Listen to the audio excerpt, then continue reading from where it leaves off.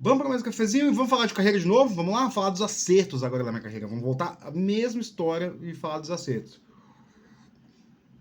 Por incrível que pareça, assim, vai parecer que eu tô falando olhando os mesmos pontos. Por quê? Porque eu vejo acerto e erro em cada coisa, né? Tipo, pô, se eu pudesse ter agido diferente, né? E aí, se você não viu o meu cafezinho da manhã, volta lá e vê, porque esse aqui é uma continuação dele. Tudo que eu vou falar aqui tem um pouco de respaldo que tem lá. Então vamos lá. Vamos começar. Para começar na minha carreira, qual foi o primeiro acerto? Foi ter escolhido a melhor faculdade que eu poderia ter acesso, né? Porque assim, se hoje eu vejo difícil, se hoje eu vejo que é difícil uma realocação, eu fico pensando assim, poxa, seria muito mais difícil se tivesse uma faculdade inferior. Isso, assim, mas eu nunca presei na minha faculdade. Talvez porque você não tem um seguinte problema que tive na minha carreira, que é a falta de suporte social, né? Tipo, eu sou um migrante nordestino no Sudeste. Então, assim, eu não tenho nenhum amigo de escola.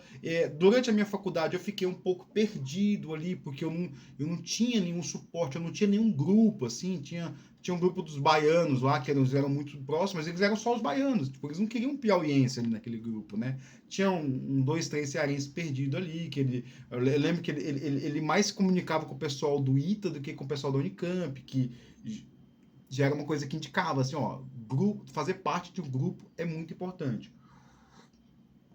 Então, como eu tinha um bom referencial, assim, tipo, olha, eu fiz tal coisa, eu acabava sendo identificado, não, esse cara aqui, ele tem um diferencial. E aí eu fui conseguindo algumas regalias dentro da minha carreira, né?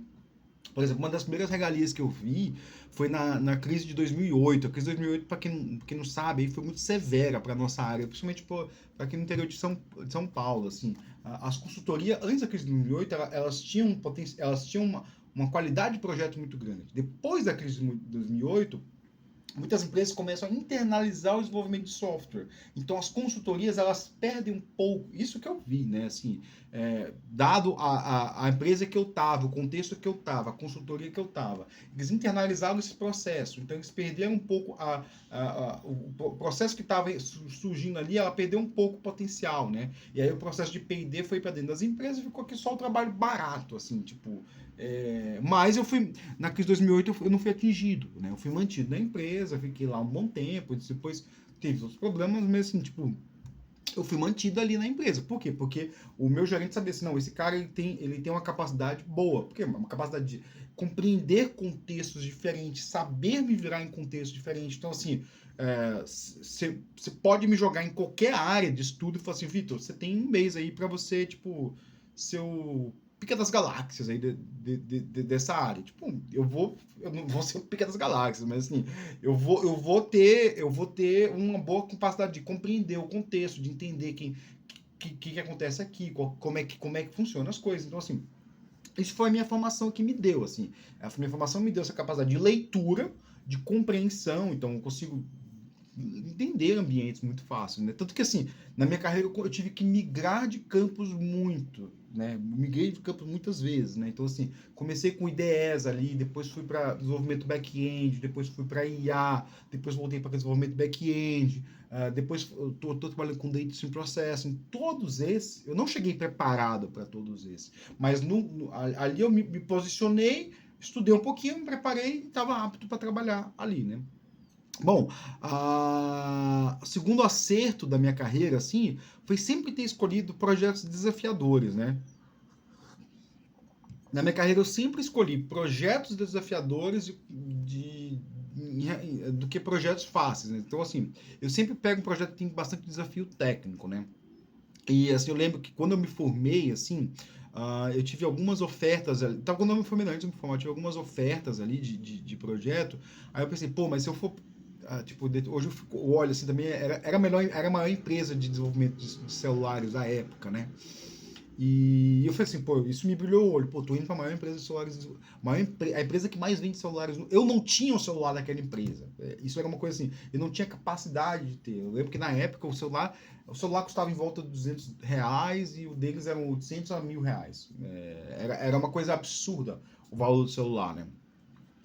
Quem requalificou os preços celulares foi a Apple, que a Apple criou um negócio que toda nova geração é um preço acima, né? Antes toda nova geração era o mesmo faixa de preço, né? Então, quando acontecia antes, né? Se surgia um celular novo, as empresas elas jogavam aquele celular antigo por uma faixa de preço menor e vendiam o celular novo, né? Depois a Apple criou assim, ela sempre coloca o novo como o mais upper super black blaster e aí o preço vai inflacionando, né? Isso foi coisa da Apple, tá, galera?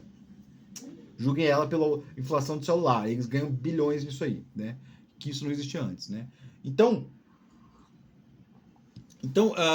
eu escolhi projetos muito desafiadores. Então, a parte de IDE, cara, eu trabalhei com IDE, cara. Foi uma coisa bizarra, assim, tipo, eu olho hoje e falo, cara, eu trabalhava com IDE, tipo, eu fazia IDE que alguns desenvolvedores usavam para fazer projetos para celulares que tiveram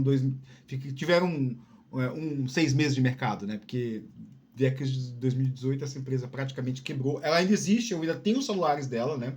Hoje todos os meus celulares pós 2010 são dela, porque eu adoro os celulares dela, os Androids dela, né? E são os melhores, tá? Não é coreano melhor não, tá? É chinês hoje em dia. Era uma empresa americana que agora é chinesa, né? É, e, cara, é o seguinte, escolher esses projetos desafiadores foi muito bom, assim, porque isso me capacitou a estar sempre num ambiente de desenvolvimento. E outra coisa, foi encarar a minha carreira como um processo de melhoria contínua, né? Então, eu estou sempre pensando o que eu posso aprender, o que eu posso incrementar para mim, o que eu posso compartilhar na minha empresa. Para quê? Para eu poder melhorar continuamente tanto o meu conhecimento, o meu portfólio de conhecimento, né? E a empresa, né? Eu estou sempre assim, pô, o que eu posso aprender, o que eu posso melhorar na empresa. Tanto que, assim, eu sempre tive uma visão, um viés um pouco acadêmico. Eu gosto de conhecer as coisas mais do viés acadêmico. Então, assim, por exemplo, eu trabalho com Kafka Streams. Eu não estou preocupado com Kafka Streams. Eu quero saber o que é a área de Data Stream Processing.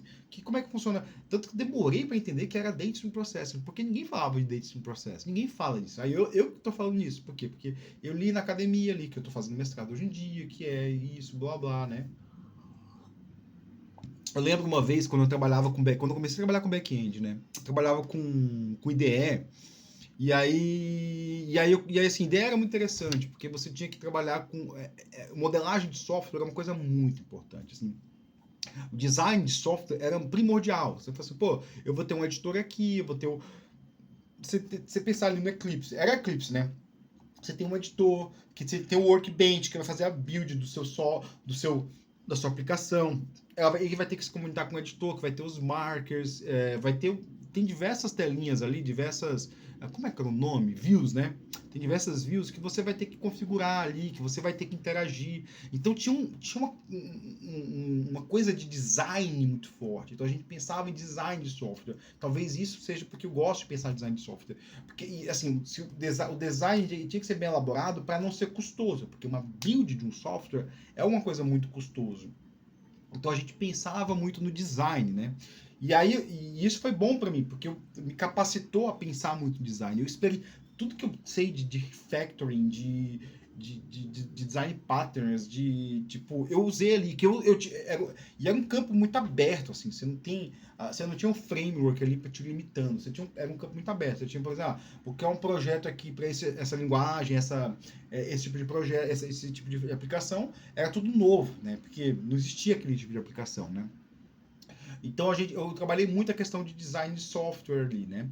E aí eu fui para a segunda etapa da minha carreira, que foi desenvolvimento back-end. Foi meio frustrante no começo, porque eu fui trabalhar com ASP, .NET, e cara, eu não gostava da linguagem, não gostava do framework.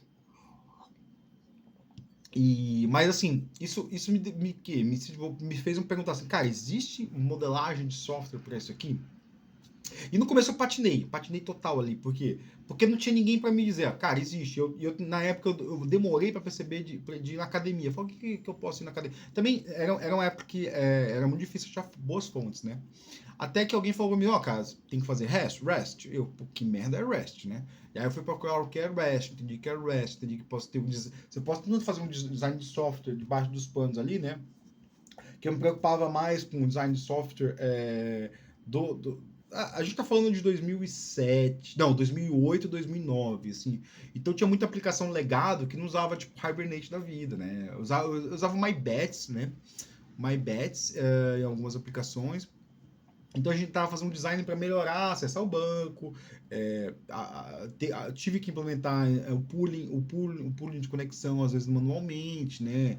Porque, sei lá, foi assim, o arquiteto não falou nada de pooling, não configurou pooling, aí tive, pô, se a gente configurar um pool de memória aqui, um pool de conexão, a gente implementou o pooling manualmente, alguns projetos, a gente não sabia que existiam bibliotecas, eu vi alguém falando de pooling ontem no Blue Sky, né? Ontem ou ontem. E assim, eu pude usar disso, né? Tanto no código ali como na API, né? As APIs do REST eram bem complicadas, galera. E a empresa, assim, tinha muita gente que cresceu ali, que eu via, que não sabia, manjava nada de REST. Você via que as URL eram toda cagada, assim, né? Tipo, era bizarro, era bizarro, era bizarro, era bizarro. Porque você não tinha REST, você escrevia o que você queria, né? E as URL eram bizarrésimo. E eu entendi, o meu livro, posso dizer que o meu livro foi criado ali por 2009, 2010, assim, porque foi onde eu refleti muito sobre REST, comecei a usar REST. Aí fui trabalhar com IA, e ali foi onde eu tive que ler e transformar muita coisa em código, né? Então foi uma experiência que, primeiro que eu tinha liberdade, tinha uma empresa ali que eu tava meio como, eu era o cara que tinha mais domínio sobre o produto. Você tinha o diretor da empresa, que era um professor doutor, né? E aí você tinha eu ali, né? Então eu conversava diretamente com ele. Então eu era o cara que tinha mais liberdade sobre os produtos. Então foi muito de modelagem de sistemas ali. E a gente está falando numa época bem. Primeiro que de um contexto de aplicação bem diferente, né? Ali você tinha aplicações que eles não eram aplicações REST comum, assim, não eram aplicações web comuns, era aplicação voltada para fala. Então muitas vezes você tinha que fazer um socket server ao invés de um REST. Por quê? Porque você tinha que abrir canal, era diferente o negócio, né? Então você tinha outras questões ali, você tinha que implementar protocolo diferente, mas foi uma época muito boa a desafio técnico, né? Eu pude compreender literatura e traduzir isso em código, visualizar isso em código. Para mim foi muito bom isso. Isso foi, na minha carreira foi muito bom. Isso me deu potencial para muitas outras coisas, né? Então, quando eu virei coordenador de desenvolvimento, né, eu fui ser arquiteto, meu cargo oficial era coordenador de desenvolvimento, assim, talvez, eu não tive um time debaixo de mim, mas, assim, eu tive uma pessoa que estava no mesmo nível hierárquico, e essa pessoa tinha um time que eu coordenava como seria desenvolvido o software. Eu fui escolhido exatamente por causa dessa possibilidade aqui, porque, assim, olha, você vai ter que ler manuais técnicos, e vai ter que ler literatura acadêmica para produzir requisitos, né? Então essa era a minha função, ler manuais técnicos lá, ISO, alguma coisa, e produzir requisitos baseados naquele manual. Então eu fiquei basicamente, eu falo, programa em Word, né? Que eu lia muito documento e transformava aquele requisito, né? Então isso foi um dos grandes acertos, assim, tipo, procurar sempre qual que é uma empresa que me desafie, né? É cansativo pra caramba, tá? Mas assim, mas acrescentou muito para mim, né? E aí teve a atual empresa, assim, a atual empresa também foi uma empresa que foi um acerto muito grande que eu fiz, assim, sabe quando você dá um passo atrás para dar dois à frente, assim, eu tava ali numa empresa que assim, poderia crescer, né, só que eu via que eu via que, assim, eu tava numa posição muito boa porque o meu chefe era filho de nordestino, e eu via isso, e eu via assim, pô, os outros dois são complicados, né, não sei se eu saindo daqui eu vou ter um ambiente tão amigável, né? E eu entendi isso aí, né? E aí eu entendi isso aí, eu comecei. E eu pensei, cara, eu tenho que sair daqui. Aí quando meu chefe falou que ia sair, eu falei, agora eu tenho que sair. E aí eu entendi a tua empresa, que a tua empresa assim, olha, você vai trabalhar numa área que não é a sua, nada a ver com a sua área, mas a gente precisa de dar conhecimento para a empresa. E aí foi onde eu entrei para o quê? Ensinar o que é Docker para a galera, o que é. Tipo, eu cheguei para minha diretora e falei assim: ó, cara, a gente vai ter que. É uma gama nova de conhecimentos, então, assim, vamos falar de 12 fatores, né? A gente foi falar de 12 fatores, né? A gente fala sobre Docker, foi falar sobre Kubernetes, tentou falar sobre Kafka, não vamos falar sobre Kafka, e aí chegou numa hora que vai apresentar um produto sobre Kafka, eu conheci um produto sobre Kafka, que era usando Kafka, e eu falei, pô, eu manjo de Kafka, aí eu cheguei pro eu tinha um diretor, mas respondi para um gerente de projeto, cheguei pro gerente de projeto e falei, ó, cansei, cara, quero ir embora. E aí, o que você vai fazer? Não, ou eu vou embora. Ou vocês me arrumam uma vaga de produto, que eu quero desenvolver produto, porque assim, eu não queria mais ficar agradando cliente, eu queria produto, eu queria desenvolver produto, eu gosto de desenvolver produto, né? E aí eu falei, eu quero ir para a área de produto. Aí falou, ó, cara, os caras não aceitam sul-americano trabalhando na América do Sul. Eu falei, tudo bem. Mas, eu falei pra ele, ou você me indica lá, ou eu tô fora. Ele falou, tá bom, vou te indicar, mas é uma batalha perdida. Estamos aqui trabalhando produto há quase 4 anos, né? Há mais de 4 anos, né? Estamos trabalhando produto há mais de 4 anos. Em 2020 eu migrei para produto, né? Então eu tenho 20, 21, 22, 23, 24, 20, 21, 20, 21, 22, 23, 24, 5 anos. 5 anos trabalhando com produto, 6 anos de empresa, 5 trabalhando com produto, né? E consegui essa vaga, assim, muito porque eu estava sempre conectado, né? Sempre conectado com a comunidade, eu estava conectado com a comunidade Java. O processo seletivo foi assim: o diretor chegando com os dois pés no peito, falando assim: me diz todas as funcionalidades novas do Java 8 até o Java 15 na época. Eu falei, né? Tipo, tem isso aqui, tem isso aqui. Como é que a gente usa isso? Não sei o que, blá blá, não sei o que. Gaguejei muito nessa entrevista aqui, cara. Pô, assim, para lembrar isso, eu falei, putz. Aí eu lembrei, não, tem um VAR, tem não sei o que, blá blá, tem um garbage collector, não sei o que. Eu comecei a lembrar assim, eu falei, nossa, velho. Tem um sistema modular que vai melhorar o footprint de memória. E foi isso, né? Então, assim, fazendo um grande resumão aqui, que já deu quase 17 minutos, a minha carreira, ela tem dois momentos. O momento que eu patino bastante, né? Eu fico ali navegando até o momento que eu estagno, né? E começo a decair. E é o momento que eu compreendi todos os contextos que sou submetido, e é o momento que eu começo a crescer, né? Começo a crescer tecnicamente. Mas nisso, crescer tecnicamente, desculpa, eu sempre estava crescendo tecnicamente, né? Eu sempre estava crescendo tecnicamente. Eu começo a crescer organizacionalmente, assim, as pessoas na empresa me começam a ver. E aí tem muito a ver com o que eu falei no primeiro. Qual que é a grande lição que eu botei no primeiro? Assim, se você está num ambiente que te acolhe, esse é o ambiente que você tem que ficar. Se você não está num ambiente que não te acolhe, cai fora. E qual que é a lição desse aqui? Que esteja sempre antenado em o que você pode aprender para a sua carreira, para o seu portfólio de conhecimento, treinamentos novos para fazer, tipo, certificações. Não, certificações eu posso falar uma vez sobre certificações, mas certificação, assim, cursos novos. Vou fazer um MBA, ou um mestrado, ou não sei o quê, ou um curso de sei lá. Esteja sempre atento, né? E atento principalmente com o seu chefe, né? Converse com o seu chefe sobre isso, né? E o segundo ponto é esteja sempre crescendo e dando novos conhecimentos para a empresa. Entenda o que a empresa precisa e como você pode ajudar a empresa com isso, né? Então é isso, pessoal. Por incrível que pareça, os acertos foram maiores do que os erros, né? E assim, apesar de todas as dificuldades, eu sou feliz com a minha carreira, porque eu entendi que assim, eu fui colocado num ambiente muito adverso mesmo. Talvez se eu não tivesse chegado nesse ambiente adverso, eu teria crescido mais, né? Talvez, mas talvez eu tivesse me acomodado. Eu não sei, não sei. Não sei, a vida é uma caixinha de surpresa, como já diria Joseph Klimber, né? Ou como já diria o Forrest Gump. A vida é uma caixinha de bombons, a gente nunca sabe o que tem dentro, né? Isso aí, pessoal. Bom cafezinho pra vocês e bom fim de semana. Tá acabando o ano aí, então, mas eu vou ter mais cafezinho na semana que vem. Valeu!